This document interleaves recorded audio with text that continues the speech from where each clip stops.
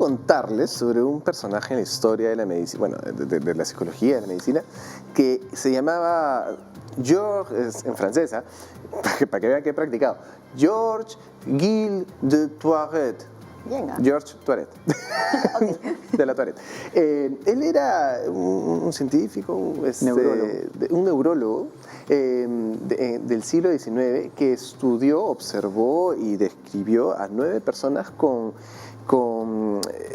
actitudes convulsivas, con tics convulsivos, y ahí es donde empezamos a descubrir, mejor dicho, este síndrome de Tourette, que es el tema que vamos a hablar el día de hoy.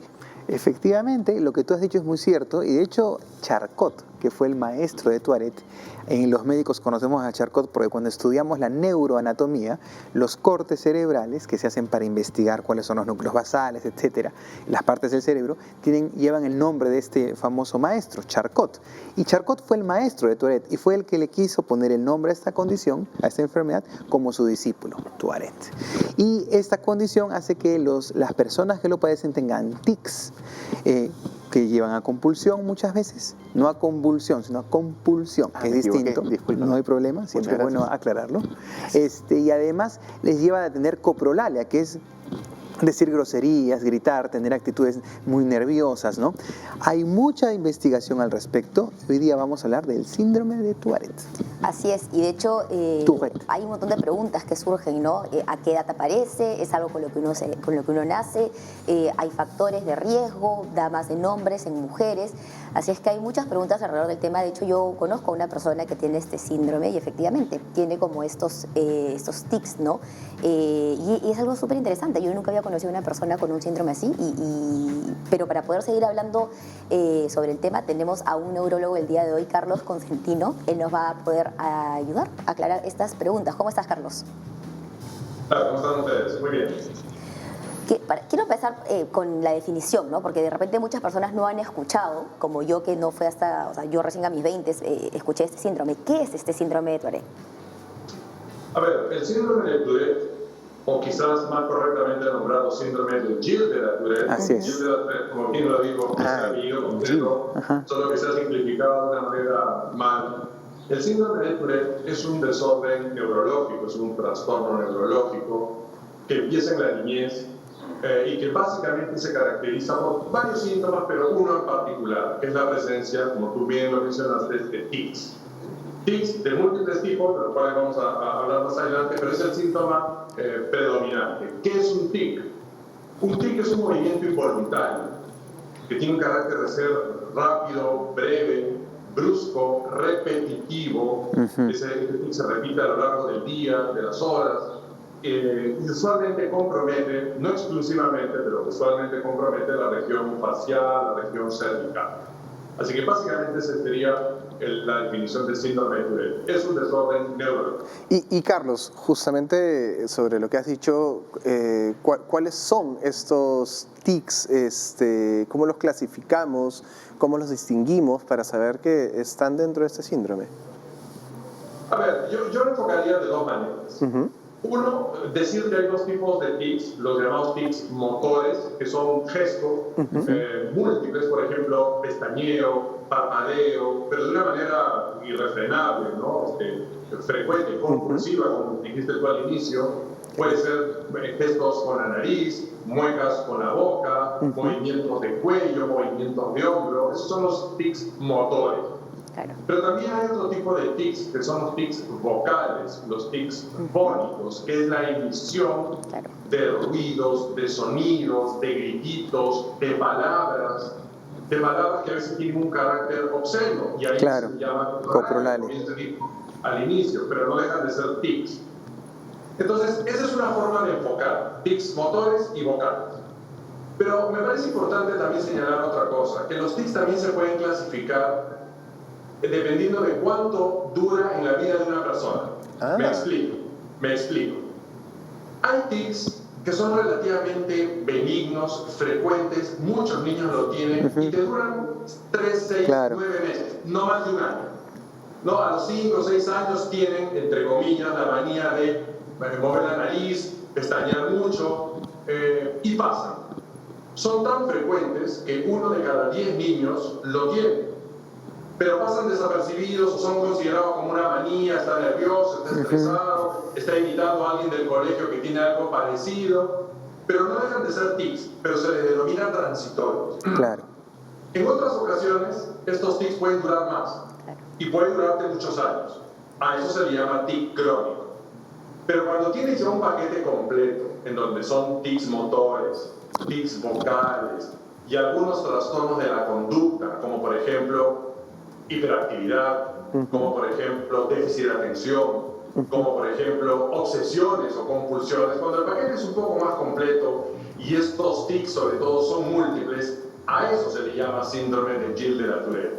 Entonces el síndrome de Gilles de la Tourette es una enfermedad que tiene como uno de sus síntomas tics. Lo cual no significa que una persona que solo tiene tics tiene Tourette. Efectivamente. Oh, claro. Y es un buen mensaje porque los tics son súper comunes. Los pediatras vemos tics en los niños todos los días y la mamá pregunta y consulta ¿por qué mueve el ojo así? ¿Por qué hace esto?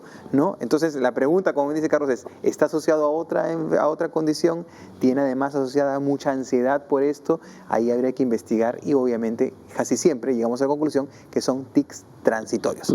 ¿Y esta enfermedad es más común en hombres, en mujeres? ¿Se puede presentar solamente en la niñez o también en la adultez? Mira, por lo general se presenta en la niñez. Estamos hablando de síndrome de Tourette. Claro, así es, nada más. Así es. Se presenta fundamentalmente en la niñez, tan temprano como a los 5 o 6 años, así de temprano. Y una de sus características es que va variando los tics a lo largo de los meses o los años. Puede empezar un niño con tics en los ojos y al próximo año puede tener en el cuello y después en el hombro. Entonces esa es una de las características, va variando. ¿Es más frecuente en hombres? Sí, por lo menos 3 o 4 niños por cada niña con Tourette. ¿Por qué razón? Se desconoce con la verdad hasta la fecha. No se sabe cuál es la explicación. Ok. Qué interesante. Sí. A mí me gustaría dejarte una preguntita porque tenemos que ir a la pausa, pero me gustaría saber si con el tiempo, así como dices que va variando, con el tiempo se va acentuando o se va como evolucionando algo más fuerte, ¿sí? Pero me gustaría que lo respondamos después de la pausa, ¿de acuerdo? ¿Volvemos?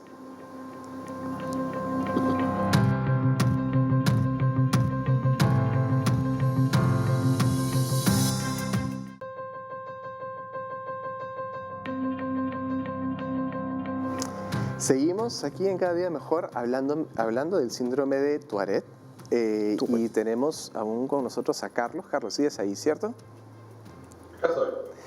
Carlos, te había dejado una pregunta en el tintero, como solemos decir en este programa, y era si estos tics en el tiempo pueden evolucionar o crecer, acentuarse o atenuarse.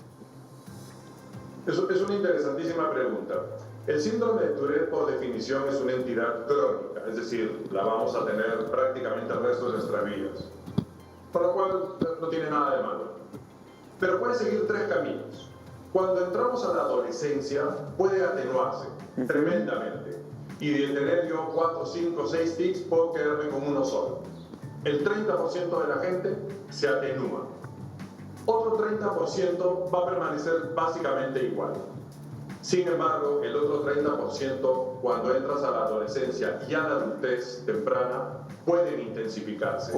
Intensificarse de una manera bastante intensa, que necesita un tratamiento bastante multidisciplinario, hablar con psiquiatras, terapistas, neurólogos, etc. Entonces puede llevar 3 caminos. Qué interesante. Y Carlos, una vez que se diagnostica al niño o a la niña con este síndrome, ¿cuál es el tratamiento? ¿Es farmacológico? ¿Es terapias? ¿Ambos?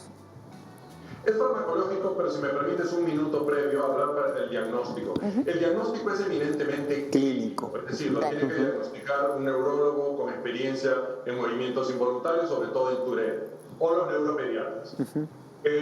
No se necesita exámenes auxiliares, o sea, el Tourette no se diagnostica con una tomografía, con una resonancia, con un electroencefalograma, no, es un diagnóstico clínico, basado en lo que vemos. Ahora, hay que difundir muchísimo este síndrome y el conocimiento de este síndrome porque, por ejemplo, está muy subdiagnosticado. Muchas veces los padres que no paran en casa no saben que su hijo tiene tics, no se han dado cuenta. Claro. Y quien se da cuenta a veces es la nana, la abuela o los el maestros. En el colegio hay mucha proclividad a estigmatizar a un niño con Tourette. Entonces hay que trabajar muchísimo con docentes, con profesores, con los psicólogos del colegio.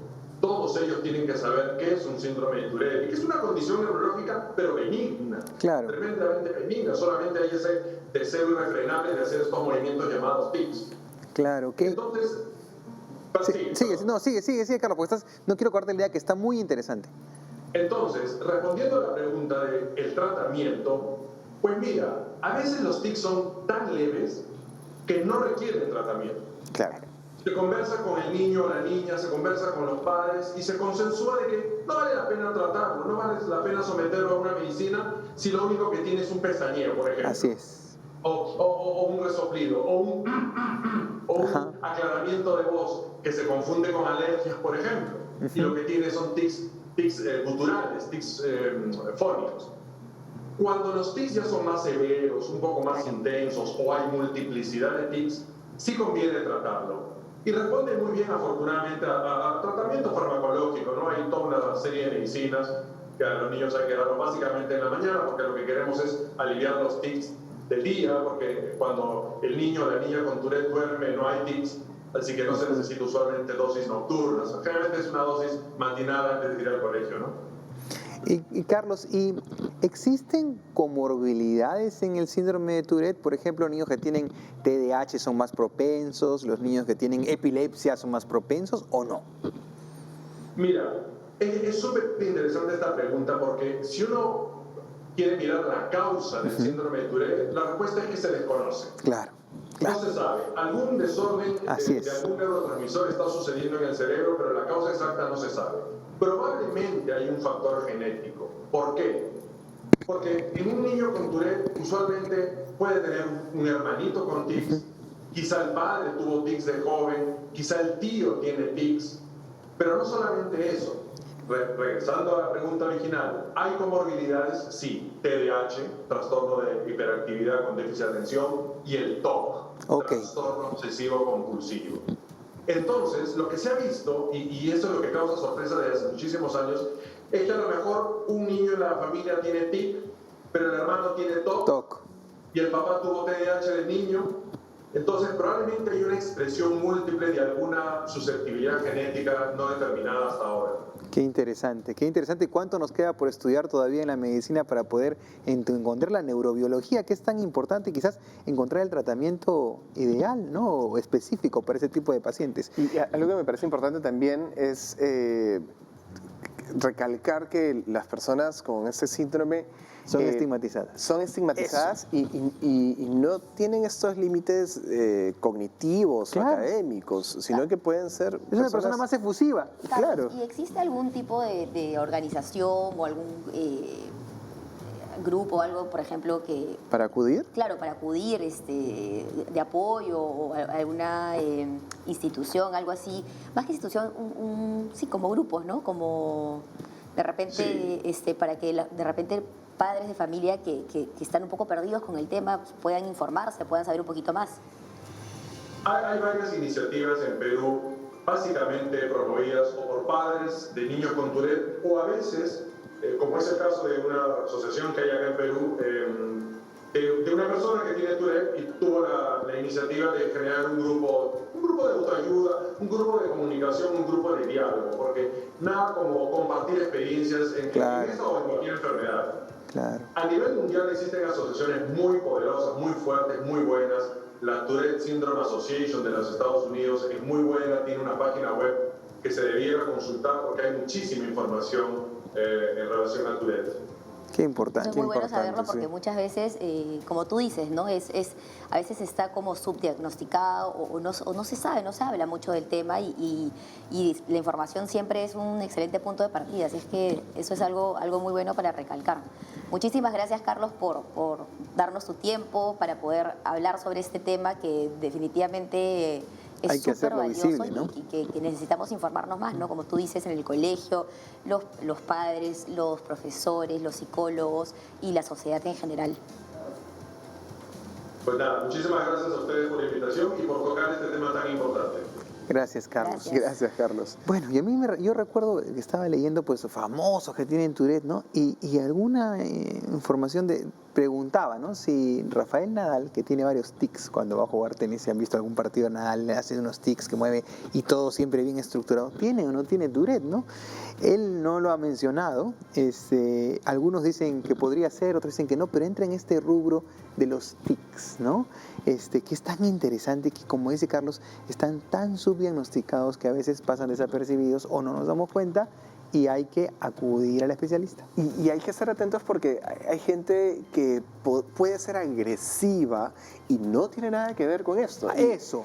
Porque eso claro, hay que manejarlo con pinzas. Claro, porque eso te va a pegar. No es así. No, claro. Pero hay gente que puede ser sí agresiva, pero eso es por otros temas que son manejos emocionales y de conducta totalmente que no diferentes. Tienen que ver con este síndrome y que hay de Tourette. comorbilidades, como bien dijo Carlos, ¿no? Exactamente. Así que es importante, como dices, Maquita, informarnos para no equivocarnos, pues, justamente, y no mal diagnosticar, ¿no? Y acercarnos al especialista adecuado.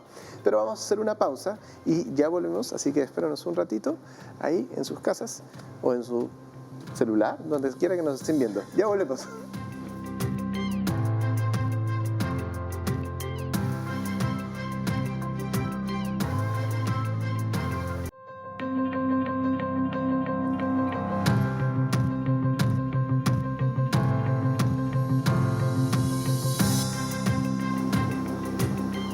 Bueno, el día de hoy estamos hablando sobre el síndrome de Tourette, que es algo que, como habíamos dicho en los bloques anteriores, está a veces subdiagnosticado, pero que está presente, sobre todo en la etapa de la niñez. A partir de los 5 o 6 años nos comentaba Carlos que se puede diagnosticar y definitivamente necesitamos más información al respecto porque es un tema un poco tabú, ¿no? Estigmatizado. A veces, como él mencionaba, en casa no nos damos cuenta que los niños pueden tener ciertos tics y hay que estar muy pendientes, ¿no?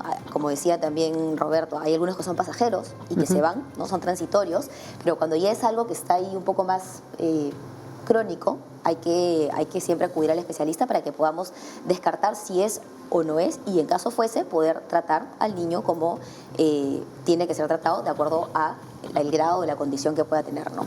Y es importante reconocerlo a tiempo para que las familias o la sociedad, o sea, el colegio, el psicólogo, como hablábamos hace un rato, puedan abordarlo de una manera correcta, muy empática, en verdad, ¿no? Porque puede generar unas causas emocionales y de autoestima muy severas en una persona con este síndrome. Creo que el acompañamiento es algo re importante. Súper importante, y yo reforzaría que es una condición benigna. Como bien lo ha dicho el doctor Cosentino, es una condición benigna, no es un problema que va a ser terriblemente malo, no es un problema de agresividad, no es un problema, es un problema neurobiológico que se puede tratar. Eso es lo más importante. Por eso vamos a ver una nota respecto al síndrome de Tourette, la vemos y regresamos comentándola.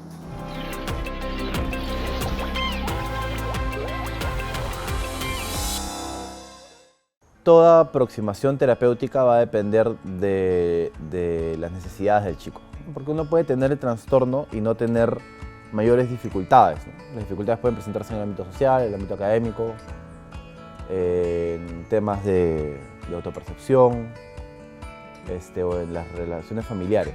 Entonces puede ser que una persona tenga el diagnóstico y tenga mínimos inconvenientes. En ese caso podría ser conveniente un acompañamiento psicológico breve para ayudar a la familia a aclimatarse a la idea, comprender el trastorno, y luego podría no ser necesario. Pero en otros casos, según sea la necesidad, puede ser necesario que haya un acompañamiento psicológico consistente. La labor principal del psicólogo en el trastorno es el acompañamiento y la gestión de los distintos problemas que puede haber, de las perspectivas que puede haber en el colegio, en los padres, en el mismo chico de sí mismo y de los demás. Entonces, gran parte de la labor del psicólogo es educacional, ¿no? Es educar a los padres sobre lo que implica el trastorno, Y aparte que ningún chico con Tourette va a ser igual al otro. Entonces las expectativas de los padres, no solo del chico, sino de lo que puede ser el trastorno, van a tener que ser ajustadas constantemente. Porque también el trastorno evoluciona a lo largo del tiempo. Y no siempre por momentos para bien. Entonces a veces puede haber crisis que los padres no saben manejar. Por lo tanto, hay un tercero que conozca el tema y que pueda ayudar a manejar las expectativas de los chicos, las expectativas de los padres y darles información que los ayude a poder tomar el control es muy importante. Que se utilice una terapia farmacológica va a depender de la intensidad de la sintomatología. Muchas veces los chicos pueden prescindir de terapia farmacológica si es que la ansiedad puede ser controlada por medios más convencionales como práctica deportiva, como técnicas de relajación, si es que el ambiente familiar es favorecedor, si es que el ambiente escolar es favorecedor. Ahora, también depende cuál sea el síntoma, cuál sea la característica del trastorno que está pesando más. Si es el componente obsesivo compulsivo, va a requerir un tipo de medicación. Si es el tema de impulsividad, va a ser otro tipo de medicación. Si es el déficit de atención, que también suele acompañar el Tourette, va a ser otro tipo de medicación. Entonces ahí ya tiene que ser un neurólogo o un psiquiatra con mucho manejo. Tiene también que haber un componente de paciencia de parte de la familia, porque la psicofarmacología es tanto una ciencia como un arte y hay que ir ajustando muchas veces. Puede tomar 6 meses a 1 año encontrar el tipo de la combinación de fármacos que es la adecuada, nuevamente en caso se vea que es necesario.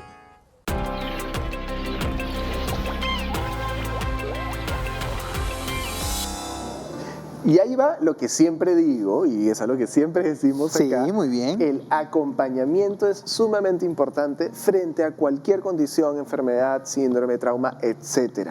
La familia, la sociedad, la amistad, todo lo que va en torno al paciente o al individuo con alguna característica de estas, necesita que la familia, ¿no? O el entorno necesita saber, estar enterado para poder acompañar de la manera más sana, por favor. Así aligeramos o disminuimos los estigmas, los tabúes, los prejuicios, las agresiones, todo esto que no nos ayuda a desarrollarnos como persona ni como sociedad, pueden verse disminuidos si el entorno es sano, informado, consciente y empático, ¿sí? Así que el acompañamiento es importante, seamos muy conscientes de esto, por favor. Pero yo creo que de ahí, de hecho, el tema del acompañamiento y de minimizar, como tú dices, o reducir esta carga que puede haber, va muy de la mano con la información. Si nosotros nos informamos, si la sociedad se informa, si los colegios se informan, y desde niños les enseñamos al resto de niños que este es un síndrome y que no hay mayor, digamos, problema al respecto, desde chico vas creciendo con esta idea de no estigmatizar, de no señalar con el dedo, de no hacer el bullying, ¿no?